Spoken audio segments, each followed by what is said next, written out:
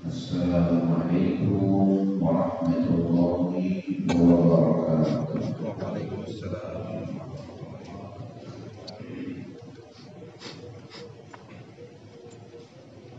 La ilaha illallah, la ilaha illallah, la ilaha illallah, Muhammadur Rasulullah. La ilaha illallah,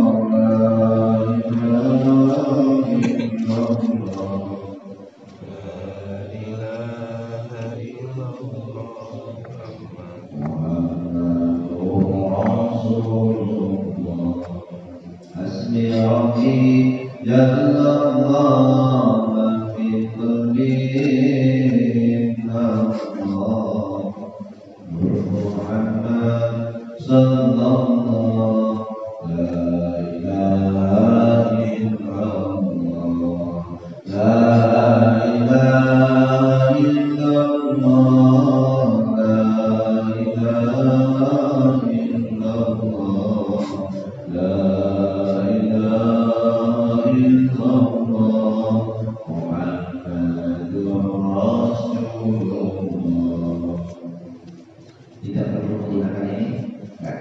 Baterainya habis, Pak. Habis. Lupa dicas. Alhamdulillahirrahmanirrahim. Nahmaduhu wa nasta'inuhu wa nastaghfiruh wa na'udzu billahi min shururi anfusina wa min sayyiati a'malina. May yahdihillahu fala mudilla lahu wa may yudlil fala hadiya lahu. Asyhadu an la ilaha illallah wahdahu la syarika lahu wa asyhadu anna Muhammadan abduhu wa rasuluh la nabiyya ba'dahu. Allahumma shalli wa sallim wa barik ala sayyidina Muhammad wa ala alihi wa ashabihi ajma'in.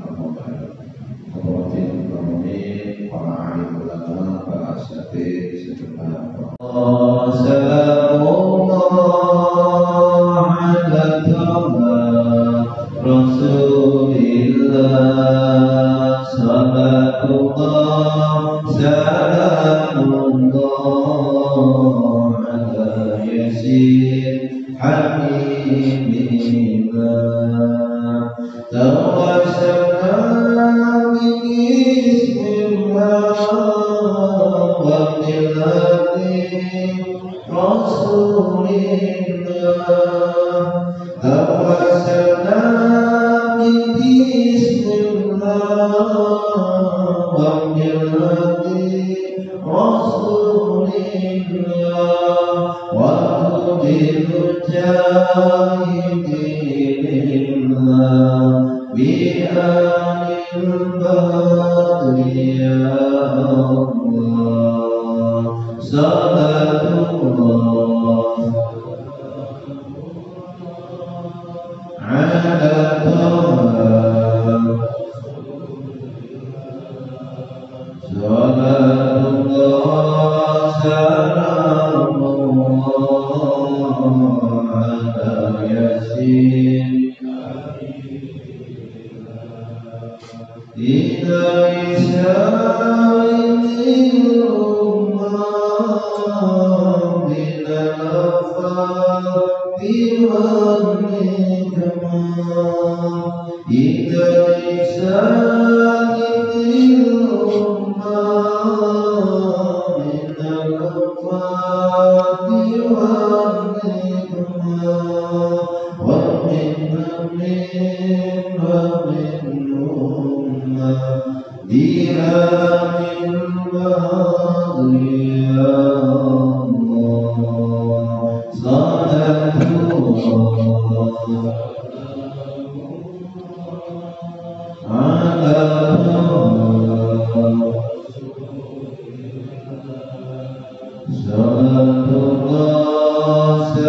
salatullah salamullah ala yasin habibina. Lanjutkan pembahasan dakwah wasatiyah bagi menjelaskan dari perspektif Al-Quran tentang pengertian wasatiyah. Term wasatiyah dalam Al-Quran. Jadi jangan sampai nanti tidak pengen menjadi wasatiyah tapi keluar dari term ini.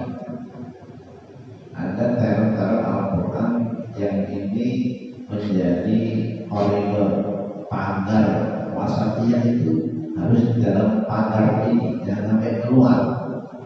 Pertama, bahwa wasatiyah tidak seperti kemudian dipahami orang yang berarti Islam yang terlalu kanan enggak, terlalu kiri enggak, yang jalur tengah berarti setengah-setengah. Bukan begitu, bukan setengah-setengah. Jalur tengah ini memang anjuran Al-Quran dan anjuran bagi Nabi Muhammad SAW. Nanti kita akan pahami makna yang dimaksud wa kadzalika ja'alnakum ummatan wasatan. Demikian kami jadikan kalian umat wasatan, umat wasatiyah. Pertama, as-sadat disebut wasatiyah itu kalau dia sadat. As-sadat ini dalam bahasa Indonesianya, kalau kita cari kamusnya itu as-sadat berarti tepat, benar, lurus. Jadi kalau benar tapi nggak tepat itu juga belum dianggap wasatiyah. Kadang-kadang ini benar, ya benar sih tapi nggak tepat. Misalnya orang sholat subuh itu kunut benar, nggak kunut juga benar, tapi memberlakukan nggak kunut di tempat orang-orang yang biasa kunut itu kurang tepat. Atau sebaliknya, memberlakukan kunut yang biasanya nggak kunut itu juga nggak tepat. Jadi masalah. Waktu kami mengaji tahun 2010 itu di Masjid Jin pas sholat subuh jamaah bahkan ada jamaah dari Madura, ada kiainya, ada santrinya koma. Karena santrinya koma, kiainya jadi imam. Sebenarnya tamu itu nggak berat, di sana kan ada imam khusus ditunjuk. Sama rakaat pertama, kedua biasa. Rakaat kedua ini setelah pas kunut, dia kunut dibubarin. Nggak boleh. Orang sholat nggak mau. Nggak jadi sholatnya, ulangi. Beda model kita, kalau model kita walaupun nggak sama, kolak-kolak berenang. Halo, nggak sampai bubarin sholat kan? Sholatnya ya kunut itu benar, nggak kunut juga benar, tapi kalau diberlakukan bukan pada tempatnya, kurang tepat, tidak tepat. Jadi sampai tadi dibubarin, nggak jadi, mulanya nanti jadi imam mereka. Padahal itu ya benar sih, nggak kunut itu, kunut juga benar. Jadi ada orang yang tiba-tiba imamnya nggak pakai kunut. Cuma kalau di Indonesia budayanya kasar-kasar itu, ya paling-paling nanti sampai imam. Kalau pulang-pulang pada komunitas ini nggak sampai membubarkan kayak gitu. Jadi harus benar, lurus, tepat. Kemudian sampai ini bisa dibaca dalam kamus Adib Bisri dan Munawwir Ahmad Fatah, kamus Al-Bisri Arab Indonesia. Menurut Ibnu Faris ditulis Profesor Dr. M. Malaysia, sadada terdiri dari dua huruf sin dan bukan sin besar ya, sin dan sadid. Kalau syahid itu keras, waktu qawlan sadida, bukan syahida, beda. Sadida perkataan yang keras, qawlan sadida perkataan yang benar, tepat sasaran, yang lurus. Sadid dia juga bermakna istiqomah, konsistensi. Istiqomah benar tapi cuma sekali, belum, harus konsisten, harus istiqomah. Zakat juga digunakan untuk menunjukkan ketepatan sasaran pada objeknya. Maka kata Nabi, "Qatibun nas ala qadri uqulihim." Ajak manusia bicara sesuai dengan kadar akalnya. Memperbincangkan hal-hal yang ilmiah di depan orang-orang kampung itu kurang asik. Kenapa? Mereka nggak suka dengan ilmiah, yang gampang aja lah, yang gampang dicerna, yang nyampe. Terhadap anak-anak pakai teori-teori yang tinggi-tinggi, mumpet itu anak-anak jajan nyanyi. Oh Tuhan saya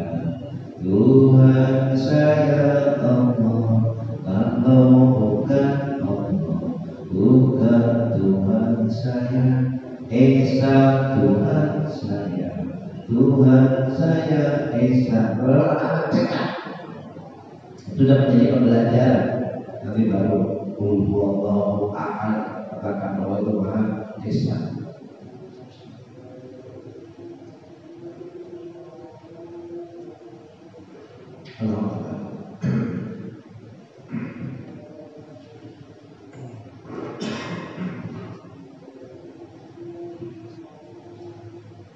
Jadi harus sesuai dengan objeknya, sampai pada objeknya, objek dakwah. Ini kan misalkan dalam pengertian dakwah. Kemudian lurus, istiqomah, konsisten, tepat sasaran, sampai pada mad'u atau objek dakwah. Dalam Al-Quran ceritanya ada 2 kali perintah Allah Ta'ala kepada orang-orang yang beriman untuk berkata yang sadida, yang benar, tepat sasaran, yang lurus dan konsisten, dan sampai pada mad'u. Di antaranya An-Nisa ayat 9 dan Al-Ahzab ayat 70. Ambil yang An-Nisa ayat 9. Berfirman Alhamdulillah Musyaitan wal yakhsha alladhina law taraku min khalfihim dhurriyyatan khafu alaihim falyattaqullaha wal yaqulu qawlan sadida wal yakhsha alladhina law taraku min khalfihim. Dan hendaklah takut kepada Allah orang-orang yang seandainya meninggalkan di belakang mereka dzurriyyatan di'afan, anak-anak yang lemah, khaufu alaihim, yang mereka khawatirkan atas mereka, lemah kesejahteraannya, lemah ilmunya, lemah fisiknya, disebut di'afan. Kalau tidak disebut objek tertentunya berarti mencakup. Jadi jangan sampai lemah, baik ekonominya, akalnya, ilmunya, kesejahteraannya, jangan sampai lemah. Falyattaqullah, oleh karena itu hendaklah bertakwalah kepada Allah, wal yaqulu qawlan sadida, dan berkatalah dengan perkataan yang benar. Bertakwalah kepada Allah dan berkatalah dengan perkataan yang benar. Nah, ini nggak boleh keluar dari tadi yang benar tapi tepat sasaran. Kata sadida di sini menurut Ahmad Mustafa Al-Marawi itu ternyata ditambahin oleh benar dan adil. Karena kalau benar tapi nggak adil itu juga bikin masalah. Beliau benar dan adil. Ini masih lanjutan dengan ayat sebelumnya tentang pembagian waris, berhubungan dengan para wali, orang yang diberi wasiat, yakni orang-orang yang diberi anak yatim, agar memperlakukan mereka dengan baik, layaknya mengasuh anak sendiri dengan lembut, baik, dan penuh dengan kesopanan. Kemudian memanggil mereka dengan panggilan yang baik. Nggak cukup hanya sekedar benar, tapi juga baik, sopan. Itu bagian daripada perintah falyattaqullah fi amril yatama, dan bertakwalah kepada Allah dalam urusan anak yatim, wal yaqulu lahu, kata Muhammad hari as-sabuni, dan berkatalah kepada mereka ma yaquluna min ibarah al-'atfi wal aman, dengan perkataan kepada mereka ungkapan yang penuh dengan simpati dan kasih sayang, kata Muhammad Ali As-Sabuni. Jadi rupanya ada kekhususan berkata sama anak yatim. Kadang-kadang kayaknya biasa menurut kita, anak-anak kita terjadi biasa. Pada mereka udah menyinggung, mereka nggak punya mana. Ungkapan yang biasa kepada orang-orang yang buat mereka ternyata sudah menusuk hati. Kalau begitu hindari yang penuh dengan simpati dan kasih sayang. Ayat ini juga memberi isyarat kepada anak-anak yatim agar mereka itu berbeda dengan anak-anak kandung kita. Penjelasannya, mereka lebih sensitif, lebih peka, membutuhkan perlakuan yang ekstra hati-hati. Kata-katanya harus dipilih, jangan sampai menyinggung perasaan mereka. Benar saja tidak cukup benar, tapi harus tepat. Apabila menegur, menasehati, memberi informasi, jangan sampai menimbulkan kekeruhan suasana hati mereka. Tetapi hendaklah teguran disampaikan dengan meluruskan sekaligus mentarbiyah, mendidik mereka. Jadi nggak cukup hanya benar. Apapun ayat tersebut sebelumnya berbicara tentang waris, menasihati wali, tapi ini juga berlaku umum. Tentunya berkata sama orang tua, nanti ada perkataan-perkataan yang tepat juga. Ya kalau kita ngomong sama orang tua yang bukan orang tua kita, mungkin dia tidak apa-apa. Tapi sama orang tua kita butuh perkataan yang khusus, harus tepat sasaran. Sehingga arti pesan-pesan ajaran agama bukan saja cukup hanya dengan pesan yang benar, tapi harus pada tempatnya. Likulli maqal maqam, likulli maqam maqam. Setiap tempat ada perkataan yang tepat, yang pas, dan setiap perkataan itu ada tempatnya yang pas. Gak cukup dikatakan benar, harus tepat sasaran. Sebagaimana sesama jamaah Jumat ketika khatib berkhutbah, sesama jamaah orang ngomong itu kan aslinya boleh, tapi kalau sudah lagi pas khatib nih, tempatnya orang Jumatan, kita ngomong jangan begitu, itu tidak boleh, karena bukan pada tempatnya.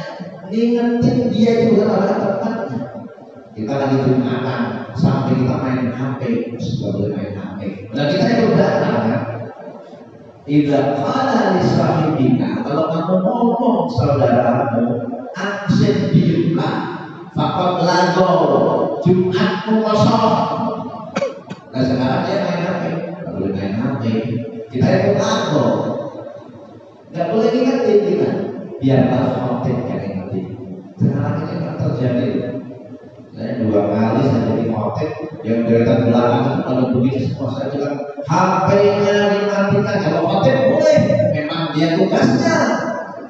Itu nanti lagu itu mainan batu aja nggak boleh sama Nabi. Fakallah, ini mainan HP sepanjang dia dengerin khutbah. Nggak lama saya bilang, saya khutbah antara 10-15 menit. Tapi Anda jamaah di belakang main HP. Bukan saya marah, tapi saya sayang kepada kalian di belakang. Di Bintaro juga ya, tidak di sini. Di Bintaro, saya boleh pun nama masjidnya, menjaga kode etik jurnalistik. Mereka jauh dari sini, di sebelah sana itu ada. Ketika saya ngomong itu langsung ditaruh, dimasukin. Yang di sana, yang di sebelah sana, enggak ada makeup. Ya sudah, masa temanya diubah tentang apa ya? Ini benar. Jadi perkataan tadi kalau diomongkan bersama jamaah, nggak boleh, tapi sama khotib boleh. Khotib boleh mengingatkan. Jadi mengingatkan kalau bukan pada tempatnya ya nggak tepat. Ini jadi berantem kalau sama jamaah. Yang kedua, menggugurkan Jumatan dia. Walaupun cuma bilang diamlah, masukin HP-nya, itu pun juga menjadi batal pahalanya. Idza qulta amsid wal imam yaqul faqad nahu. Hadis riwayat Abu Daud dari Abu Hurairah. Kalau engkau mengatakan diam, diamlah. Ada yang fisik diam. Wal imam yaqul, imam lagi berkhutbah, faqad nahu. Engkau sungguh telah kosong, batal. Dan ini terjadi mereka yang belum tahu di kampung-kampung itu kadang-kadang mereka ngobrol, dan itu nggak boleh diingetin sama ngobrol sama yang lain, kecuali imam yang mengingatkan boleh, khotib yang boleh. Hadis ini menunjukkan kata-kata yang benar juga harus disampaikan pada saat yang tepat. Jika tidak, bukan kenyamanan yang didapatkan, tetapi justru menimbulkan keburukan dan kekeruhan suasana. Jadi kata sadida yang mempunyai makna meruntuhkan sesuatu lalu memperbaiki kembali. Jadi sadida itu asalnya makna itu meruntuhkan sesuatu, diperbaiki kembali. Ada isyarat perkataan yang meruntuhkan berupa kritik atau teguran, saat yang sama harus dibangun kembali, memperbaikinya dengan menasihatinya, dengan mendidiknya. Kalau dalam kata-katanya kritik yang membangun, jangan sampai kritik yang menghancurkan. Karena ada kritik tapi menghancurkan. Kritiklah dengan kritikan yang membangun dan memberikan informasi yang bermanfaat. Dalam semua hal diterangkan bahwa agama ini adalah mudah. Tidaklah agama ini dijalankan dengan cara memaksakan diri di luar kemampuan, kecuali dia akan mengalahkan pelakunya. Dalam hal ini membuat pelakunya tidak berdaya dalam menjalankan agama, justru akhirnya dia pun jauh dari agama. Ini pesan Nabi. Fasadidu, bersikap benarlah, wa qaribu, dan luruslah, dekatkan dirimu kepada Allah. Abasyiru, senang, bikin senanglah, bersahajalah. Jadi kamu dalam ibadah ini jangan sampai terpaksa, bersahajalah, jangan maksain diri. Wasta'inu, dan minta tolonglah, bil ghadwati warrahati wasayyid minal dulja. Minta tolonglah kepada Allah di waktu pagi maupun petang, sebagian malam.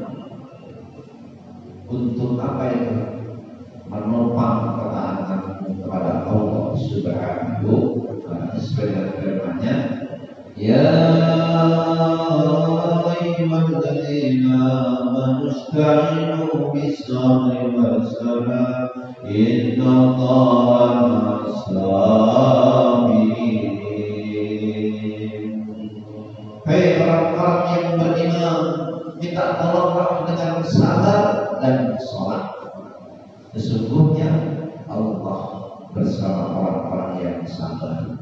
Ini mencakup urusan fi umur dunyakum wa ukhrakum. Sebagian ada yang menyampaikan nggak benar itu, sholat kok minta kaya, sholat kok minta usaha lancar, sholat kok biar selamat. Itu apa ya? Ada yang bilang gitu. Saya bilang boleh, itu tingkatannya.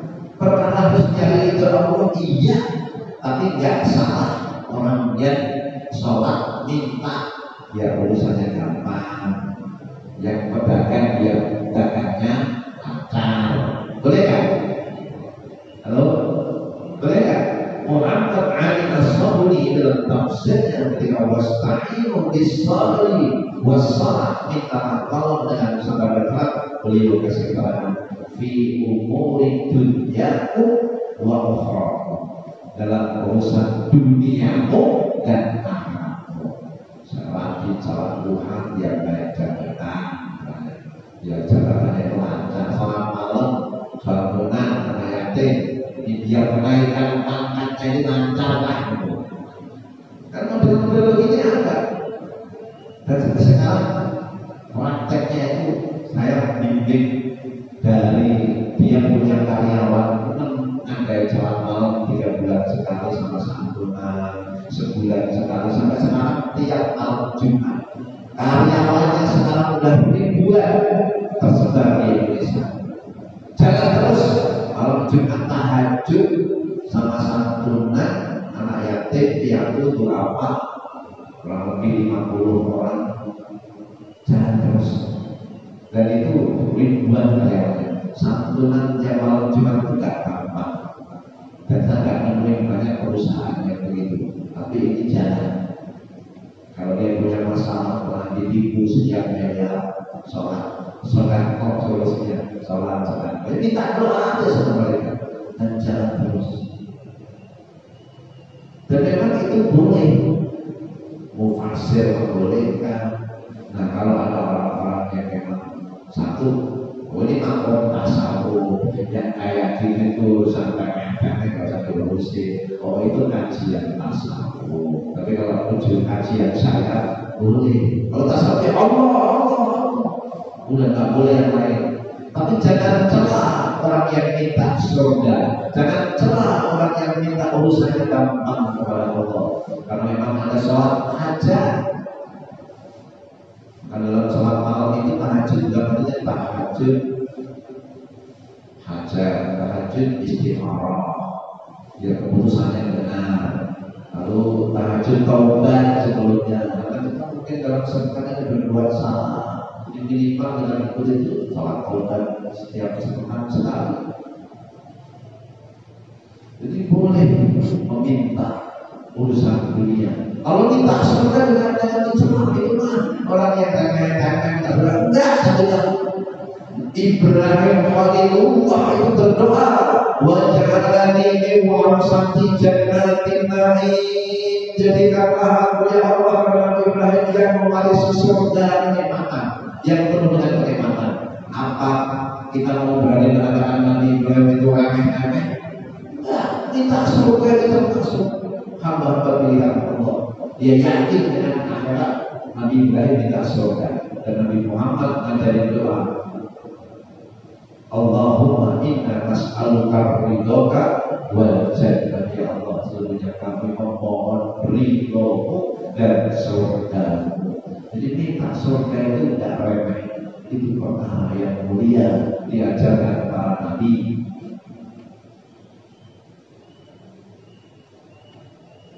Ridho Allah benar kita cari, tapi minta surga juga tidak salah. Jangan remeh. Kenapa? Nabi Ibrahim Khalilullah, Nabi yang terpilih, Rasul yang terpilih, ulul azmi minar Rasul, bahkan yang jadi uswah selain Nabi Muhammad, itu juga berdoa wajah warasati jannatin na'im. Jadikan aku ya Allah yang mewarisi surga yang penuh dengan kenikmatan. Ya, lebih itu tadi minta dunia dengan sholat nggak boleh lebih. Ya tapi jangan hanya itu aja itu dari jangan hanya minta dunia doang gitu. Harus dibarengi dengan akhirat. Karena dalam Al-Quran juga disebutnya Allah mengecam yang ke Mekah, tawaf, sa'i, wukuf di Arafah, jadi kita cuma dunia. Menakasnya yang murabbala tidak fitunya wa malahu fil akhirati min adab. Di antara manusia yang datang ke Mekah ibadah haji, tawaf, sa'i, wukuf, apa yang dia minta? Dunia, sawah ladangku, usahaku, perdaganganku. Dia minta dunia panjang doanya, gak nyebut akhirat. maka Al-Quran turun terusnya begitu bayaqulu rabbana atina fid dunya hasanah wa fil akhirati hasanah wa qina adzabannar.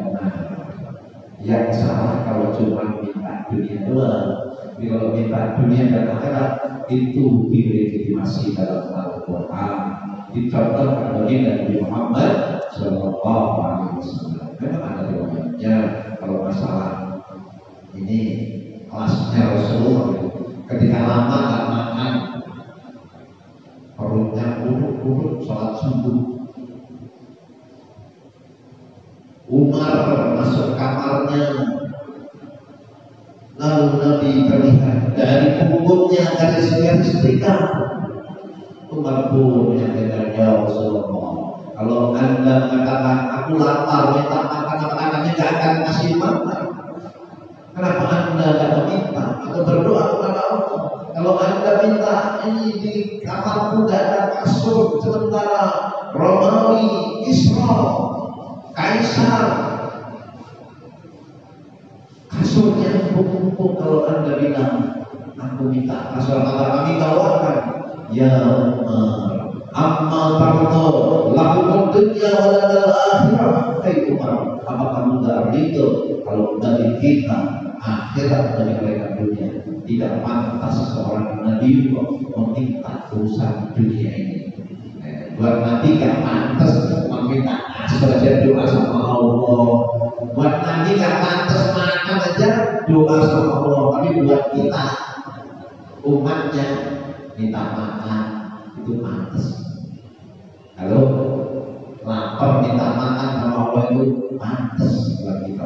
Buat Nabi gak pantas. Urusan kayak itu sampai 3 hari gak makan, Nabi biasa-biasa aja. Ya panjenengan 3 hari gak makan, insya Allah marah-marah. Lalu, nah sahabat adanya yang turun-turun Nabi gak buka puasa, nyambung puasanya sampai besok. Sahabat dia dilarang, itu spesial buat Nabi. Kenapa? Anda juga yang masuk amani Robbi wa sakoni, Tuhanku kasih makan aku, kasih minum aku, kasih kekuatan sama Nabi, khusus buat Nabi. Kalau buat kalian nggak boleh puasa wisal, buat Nabi boleh khususan. Nah, sama tadi minta dunia nggak boleh buat Nabi, kalau buat kita mah boleh. Apalagi wajah-wajah cinta dunia. Halo, masih senang dunia? Masih pengen naik makan, masih senang duit. Ya senang dunia kita boleh kita itu kepada Allah. Apa-apa. Jadi memang ada riwayat begitu, tapi khusus buat Nabi, buat kita mah boleh apa-apa. Minta urusan dunia, minta kepada Allah. Karena sesungguhnya kepada siapa lagi kalau bukan kepada Allah kita meminta. Nah, dalam hal-hal yang dianggap dunia itu sesungguhnya bagi orang yang sudah punya makom khusus itu menjadi ubudiyah, bukan hanya ibadah. Ada tingkatan ibadah, ada tingkatan ubudiyah. Ini beda. Ibadah itu kita melakukan perkara-perkara untuk mencari ridho Allah, itu ibadah. Sholat cari ridho Allah, puasa, haji cari ridho Allah. Tapi kalau ubudiyah, ridho dengan segala ketentuan Allah, ridho dengan segala ketentuan Allah. Kalau tadi kan mencari ridho Allah, melakukan sesuatu cari ridho Allah. Kalau ubudiyah, ridho dengan perlakuan Allah kepada kita, itu ubudiyah. Adanya air putih, ridho, nggak usah cari susu. Kalau adanya air putih, nanti prakteknya itu dalam kehidupan sehari-hari ini. Ke rumah ada makanannya, nggak apa-apa, cuma ada kerupuk. Oh kerupuk itu enak, alhamdulillah. Ridho, nggak nyari yang lain. Kalau kita enggak, sudah ada bacem, ada ayam, ada tempe, ada urap, kurang kerupuk nih, masih nyari yang ada. Kalau yang ridho nggak begitu, ada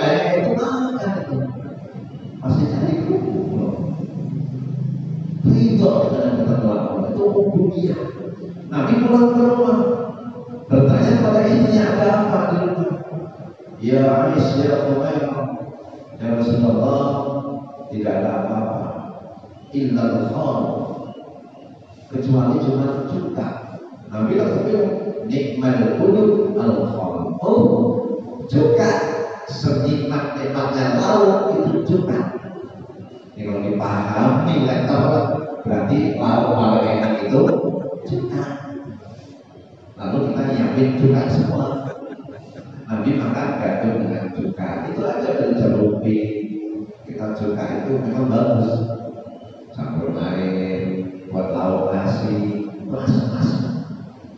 Tapi dia menjadi kebaikan. Kita belum bekas-bekas di sini. Karena itu, alhamdulillah sembuh. Belum mati rasa ini. Nah, disebut cuka. Jadi udah cuka buah ya. Cuka apel, cuka buah-buah itu. Itu kalau dipahami apa-apanya ya berarti cuka aja. Tapi kalau dipahami secara maknawi adanya cuka, maka Nabi bilang kepada istrinya, nikmal qulub al khal, untuk nyenengin hati istrinya. Senikmat-nikmatnya lauk itu cuka. Ibaratnya kita nanya sampai kita belum ada apa, belum ada bayi sama kerupuk, bayi saja. Alhamdulillah, enak itu bayi. Oh, adanya cuma tempe, tempe itu suka saya waktu kecil.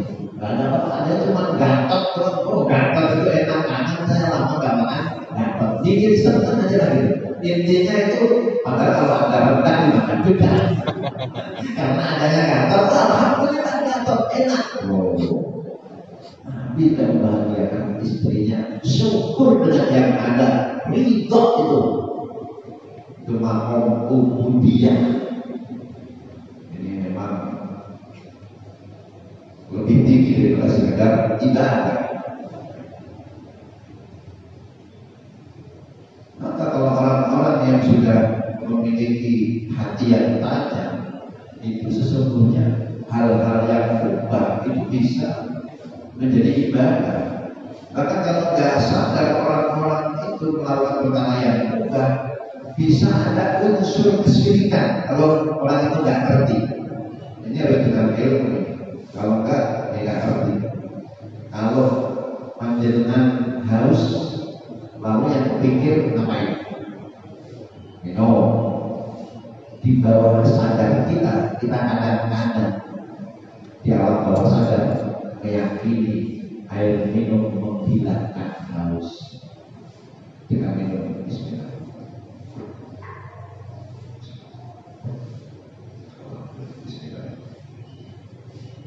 Di alam bawah sadar air minum menghilangkan haus. Kalau lapar ngapain? Makan. Di bawah sadar kita makan itu menghilangkan lapar. Sakit berobat, di bawah sadar kita obat menyembuhkan. Itu kalau diyakini syirik musyrik.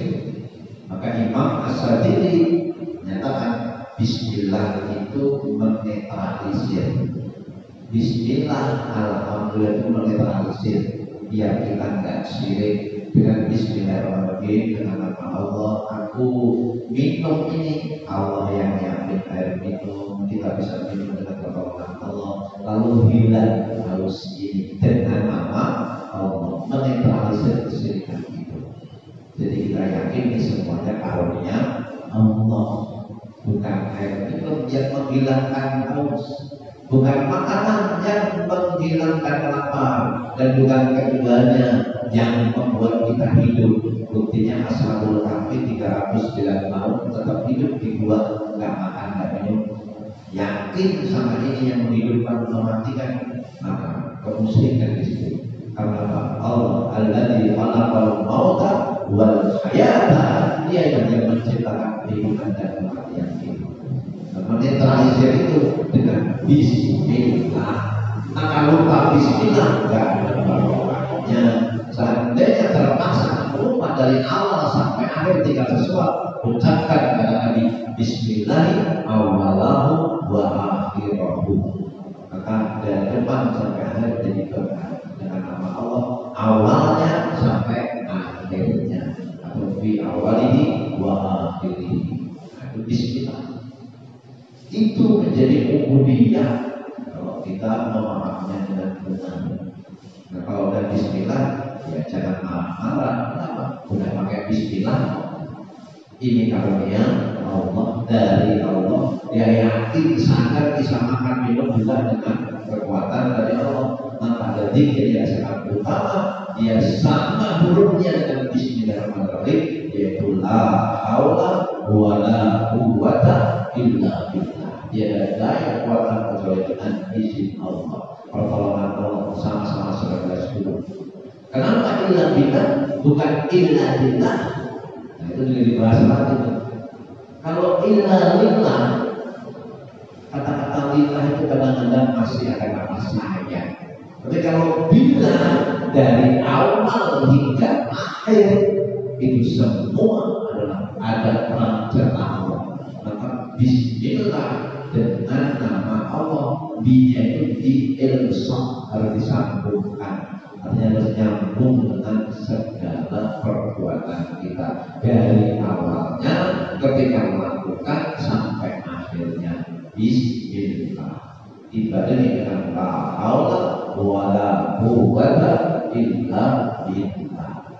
Maka itu zikir yang paling utama bersama selain afdhal dzikri la ilaha illallah, afdhal doa alhamdulillah serta kalimat haula la haula wala quwwata illa billah. Dalam sebuah riwayat di pesan Nabi al-qasda tabluhu, kamu jangan lebay, jangan melampaui batas saja, bersahaja nanti kamu akan sampai. Allah gak akan bosan menerima ibadah kamu sampai nanti kamu yang bosan. Jadi bersahaja aja. Pesan Nabi ini membawa pengertian dalam Islam bahwa agama ini mudah. Agama ini menghindari segala kesulitan. Setiap orang yang berlebihan dalam menjalankan agama nanti ujung-ujungnya akan berhenti di tengah jalan. Jangan berlebihan, karena berlebihan bisa menimbulkan kebosanan, kejenuhan. Bahkan dia sampai pada tingkat yang membahayakan. Kalau udah bosan, kalau udah jenuh, jadi gak senang sama kebaikan. Maka Imam Al-Ghazali membuat bab khusus, boleh sekali-sekali ninggalin yang sunnah untuk menguatkan himmah tadi. Jadi kadang-kadang gak duha, biar nanti rindu sama duha. Jadi jangan ada batasan. Kadang-kadang gak duha, kadang-kadang gak tahajud, sekali-sekali boleh sekali-sekali. Kalau saya memang jarang sih juga, bukan sekali-sekali. Nah kalau itu kok bid'ah. Ini kelasnya yang kalau ada istiqomah yang begini ini gitu. Ini memang jarang, bukan sekali-sekali, itu kebanyakan enggaknya. Jadi orang itu yang sudah membiasakan yang wajib, yang sudah sampai seperti wajib, itu dianjurkan sekali-kali tinggalin. Biar apa? Ya, biar gak bosan nanti. Dan itu untuk membedakan dengan yang wajib, bahwa sunnah itu beda dengan wajib. Kalau tadi Nabi yang sunnah muakkad itu beliau memang sangat enggan meninggalkan. Kalau beliau tinggalin di qadha, sholat sunnah pada zuhur, habis salam ada yang bawa makanan banyak, beliau bagi-bagi sampai asar belum selesai baginya.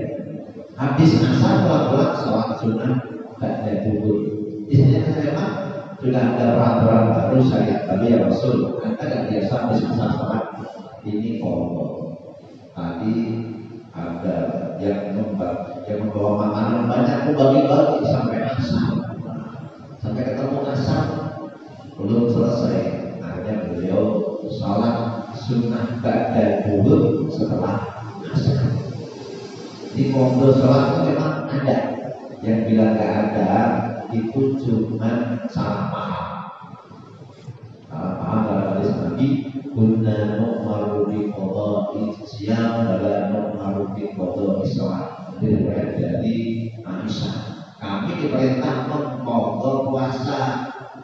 mengkodok sholat, tidak mengkodok sholat. Dan iya itu konteksnya haid. Kalau haid puasanya dikodok, sholatnya nggak perlu dikodok. Tapi itu tidak dijelasin lagi. Itu haid yang memang posisinya sudah haid. Ada orang belum haid, waktu masuk sholat sudah masuk, jam 1, jam 2 belum sholat, tahu-tahu jam 2 haid. Nah itu harus dikodok dalam kondisi begini. Kenapa? Dia sudah harus sholat seharusnya kan tadi 2 jam buat sholat kan sangat cukup. Kalau dia nggak sholat, maka harus dikodok yang begitu. Kenapa? Dia punya waktu sholat yang harus dia sholati.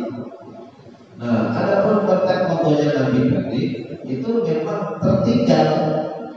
Ini kewajiban, nggak ada hubungannya sama haid. Oh tadi kan yang sunnah, iya itu sunnah. Contoh yang wajib juga ada. Nabi pernah dari pagi, siang, sore sampai asar nggak sempat sholat, ngadepin musuh. Saat itu belum ada perintah sholat perang, sehingga Nabi pun tersibukkan sama musuh. Akhirnya beliau rapel sholat di kodok, duhur, asar, maghrib di kodok langsung ada. Kemudian kodok tahajud, kodok subuh ada. Nabi pesan sama Bilal, capek orang ini. Para sahabat tidur, Nabi pun tidur, pesan sama Bilal, nanti jaga waktu subuh. Bilalnya jaga sendiri sampai matahari naik sepenggalaan. Hei Bilal, gimana? Tadinya Abu Bakar bangun gak berani bangun Nabi. Umar soalnya kata, bangun. Udah tuh hari. Ya Bilal, gimana sih kamu? Kamu suruh jaga kama ya Rasul. Sebagaimana engkau ngantuk, aku juga ngantuk. Aku sendiri juga ketiduran ini. Suruh jaga kalau ketiduran. Itu kan kalau belum ada. Bila ada, sholat sunat kemudian subuh. Kalau ini jam 9. Lalu sholat wajib sholat subuh. Dari yang sunnah, yang wajibnya Nabi kodok. Nah, orang yang tidak sepakat dengan kodok itu memang waktunya pas bangun. Sholat naim tidak sebaik kodok, sholat nasi tidak takor. Sholatnya orang tidur ketika bangun, sholatnya orang lupa ketika ingat. Ya, dia nggak mau nyebut kodok, ya itulah kodok. Nanti kadang-kadang memang beda sebutan. Orang-orang tak mau alergi. Orang bilang itu belum sebelah, saya nggak mau bilang begitu lah, ngomong. Nggak perlu juga. Jangan ada yang berpendapat begitu. Tapi itu sama foto ya itu maksudnya. Nah, jadi sebagaimana ini orang yang terluka bagian wajahnya, nekat wudhu menggunakan air, tentu akan membahayakan. Maka dianjurkan untuk menjalankan keringanan rukhsah dalam syariat bagi mereka yang berhalangan seperti itu.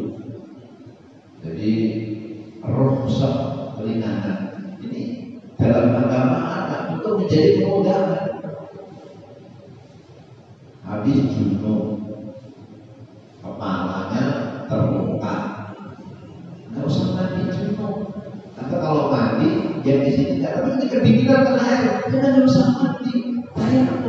Tayamum bisa menjadi pengganti mandi, bisa menjadi pengganti wudhu. Karena kasusnya ada perjalanan menuju tempat mandi, jatuh kepalanya terluka.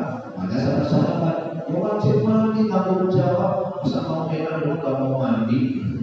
Akhirnya mandi itu, habis mandi kedinginan mati. Tanya sama Nabi, lain kali kalau nggak tahu nanya, jangan sok tahu, jangan sok tahu. Agama ini mudah, jangan dipersusah. Dalam kondisi begitu cukup yang fikan tabiyanin kata cukup kamu dengan tanganmu begini, ya. Wajah, tangan. Kalau Imam Nawawi, Imam Syafi'i hiaskan wudhu waktu tayamum, pengganti. Dan nggak perlu juga gulung-gulung. Kalau itu kan begitu. Ini sahabat belum tahu. Kalau gantinya mandi gimana? Gulung-gulung, telanjang di masjid. Nggak begitu.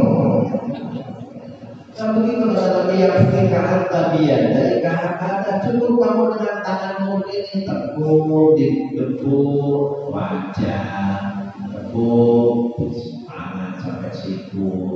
Jadi begitu jelas agama ini, begitu mudah. Jangan dipersusah. Halakal mutamatti'un sebagai penutupnya. Halakal mutamatti'un, halakal mutamatti'un, binasa orang yang berlebihan, binasa orang yang berlebihan, binasa orang yang berlebihan. Melampaui batas, walaupun dalam hal ibadah sekalipun, menjerumuskan pelakunya pada kebinasaan. Akhir dari sikap keterlaluan dalam ibadah, perbuatannya itu membuat mereka memberatkan diri dalam agama, merusak badannya, kesehatannya. Maka Nabi mencela halakal mutamatti'un, diulang sampai 3 kali. Halakal mutamatti'un, binasalah orang-orang yang berlebihan, binasalah orang-orang yang berlebihan, binasalah orang-orang yang berlebihan. Pesan Nabi ini untuk menjaga keseimbangan. Kalau membuka kesederhanaan dalam ibadah, jangan lebay. Nah, itu pesan Nabi. Ini baru satu teror sadar benar terarah. Ini banyak teror yang dalam Al-Quran. Nah, ini perlu kita pahami, jangan sampai maunya wasatiyah tapi justru keluar dari prinsip wasatiyah itu sendiri. Sudah sampai di sini. Ada yang nanya atau langsung kita akhiri dengan doa? Nanya ada? Mana? Terkait tadi untuk menyampaikan qadha sholat. Ya. Ini tadi mohon penjelasannya, urutan pelaksanaannya. Berarti kan cuma ada yang ini nih, kalau misalnya ini berarti kaitannya juga jamak takbir dan jamak takhir ya. Nah itu dalam pelaksanaannya misalnya jamak takhir, nah itu antara zuhur dan asar yang dilaksanakan mana dulu dan sebagainya. Jadi antara qadha dengan jamak takdim, jamak takhir, jamak qasar itu punya peraturan masing-masing. Kalau qadha sesuai dengan urutannya, kalau jamak sesuai dengan pemilik waktunya. Qadha rapelnya ketiduran asar maghrib isya, kalau yang langsung sholat asar maghrib isya rapel, karena ini qadha. Tapi kalau jamak itu sudah diniatkan dari awal. Saatnya jamak qasar itu kan diniatin waktu asar, zuhur asar. Waktu zuhur itu kalau nggak sholat udah niatin nanti asar saya gabungkan. Maka pemilik sohibul waktu itu adalah asar. Di waktu asar dulu baru zuhur. Maghrib isya, di waktu maghrib dulu baru isya. Kalau waktu isya dulu baru maghrib. Dan itu harus diniatkan. Waktu maghrib sudah niat qadha, dan menjaga jamak qasar, nanti akan saya jamak. Yang dikosong isanya maghrib jangan dikosong. Nantinya dikosong 1,5. Nggak bisa. Pemilik waktunya untuk jamak qasar. Tapi kalau qadha urutkan juga. Nah, tapi kalau terlalu banyak yang diqadha, beda lagi di waktunya. Pernah ninggalin sholat 1 bulan, dikirim keluar negeri nggak enakan, sekarang udah taubat, nggak mau lah begitulah, tinggalin sholat. Nah kalau model begitu qadhanya setiap waktu sholat, subuh 2 kali, zuhur 2 kali, asar 2 kali, maghrib 2 kali sampai 1 bulan. Solusinya. Ada ulama yang ngomong itu taubat, cukup taubat ada.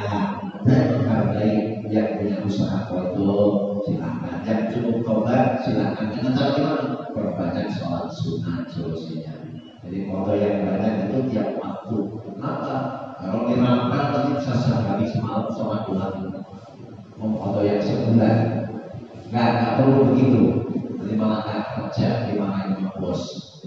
Cukup subuh 2 kali, duhur 2 kali, sampai sebulan nanti 5 waktunya mengfoto 1 bulan lalu yang pernah ditinggalkan. Jadi ada caranya yang beda-beda, peraturannya juga beda-beda. Mudah-mudahan terpahami. Tapi kalau cuma semalaman bisa diurutkan. Terus kalau yang foto orang foto sholat orang yang sakit itu gimana hukumnya? Orang sakit kalau masih sadar nggak perlu dipoto. Misalnya Salatnya sambil duduk sambil berlari. orang yang sudah sepuh, Ya. sakitnya parah kan? Sakitnya kalau nggak bisa bergerak, Bisa pilih sama. Cukup dengan menghentikan. Waktu sholat diingetin sudah turun. Tayamum ditayamumi. Waktu sholat diingetin sudah sholat. Kalau dia nggak pimpin, iya. dan itu tidak mampu juga. Kenapa? Nggak mampu juga disolatin. Enggak serius. Iya. Terus yang hormat Kalau masih punya ingatan, cukup dengan ingat itu. Pak Bingkan dulu. Ya. Yang pernah keluarga kita itu dia sampai hampir setengah tahun ya. Jadi belum enggak ini Pak. Nggak ingat. Enggak ingat. Terus dia sadarnya itu ada cuma air mata. Koma. Ini termasuk hukum al-koma. Hukum diangkat dari orang yang koma. Hukum diangkat dari orang yang koma. Dia posisinya seperti orang yang tidur. Kalau mau silahkan ketika sudah sadar saya koma 3 hari, silahkan sholat menggantinya. Kalau dia enggak sadar juga. Sudah diangkat hukum dari dia. Rufi al-qalam. La yukallifu nafsan illa wus'aha. Sudah dicabut. Dia seperti orang yang gila dan punya akal. Orang gila itu tidak wajib sholat. Nah kalau nggak mau sholat jadi aja orang. Orang koma nggak wajib sholat jadi orang koma. Kalau nggak mau sholat jadi anak dulu. Kita ingin memfotokan gitu kan bentuk keluarga kita. Anaknya perbanyak sholat sunnah. Bahagia. Ada sebagian ulama membolehkan sholat di rumah walidain. Sebenarnya sholat itu untuk baktian orang tua, pahalanya biar ada orang tua. Sebenarnya tanpa itu pun sholatul walid, amalul walid, amalnya anak akan ada orang tua. Dan itu sudah di luar orang tua. Tidak wajib untuk mensolatkan dalam arti mengganti sholatnya. Ada sedikit lagi tak? Ada orang tua tersebut meninggalkan sholat, tapi itu tadi juga memang kondisinya benar-benar memang tidak memungkinkan. Nah itu mengkodok tetapi dengan dinisbahkan dengan sodakoh. Itu ada sebagian begitu. Ada. Itu sebagai sebuah usaha. Sebenarnya sholat nggak akan jadi ganti dengan apapun. Usaha sodakoh itu bagian daripada menghapuskan dosa-dosa. Innal hasanat yudhibun sayyi'at. Karena kebaikan itu menghapuskan keburukan-keburukan. Mudah-mudahan dengan begini diringankan siksanya, diringankan hisabnya. Ini cuma sebagai sebuah usaha ijtihad. Ada di wilayah Jawa Barat ini banyak. Saya kalau di kampung-kampung suka ini kalau ini untuk fidyah berasnya sekian kilo dihitung dari umurnya hidup berapa, kalau dia pernah tinggal di sholat kira-kira berapa dihitung. Ada yang begitu ada. Ya, itu sebagai sebuah usaha boleh, tapi tidak masuk secara asli. Tapi itu boleh sebagai sebuah usaha. Kita nggak usah melarang adatnya begitu. Adatnya begitu nggak bertentangan dengan saya. Tapi nggak boleh kalau sampai punya keyakinan begini. Jadi sistemnya ya. Berarti sholat boleh diganti dengan sholat. Itu mama kufar nggak benar. Mama benar kan? Nggak sholat 5 waktu diganti dengan sholat 5 kilo. Nggak boleh. Itu sesat. Mama kufar yang viral itu nggak boleh, nggak benar. Dia bilang boleh tak? Boleh. Nggak benar. Itu nggak benar. Tapi kalau yang sudah mati yang hidup punya usaha itu silakan sebagai usaha yang sesungguhnya bagian daripada keluarga supaya almarhum itu mendapatkan pahala dari sedekah itu dan diringankan hisabnya. Itu inspirasinya diantaranya dari riwayat seseorang pemuda dan Nabi innahu min uktubilat ibumu mati mendadak dia sedekah atas sedekah laka wal ajru boleh kasih sedekah untuknya dia mendapatkan pahala tasaddaq wal laka wal ajru karena Nabi sedekah bagi dan baginya pahala mendapatnya. Jadi ada riwayat tentang itu gitu. Mudah-mudahan terpahami. Terakhir itu persoalan tentang kaifiat foto itu kita bisa ambil di kitab apa?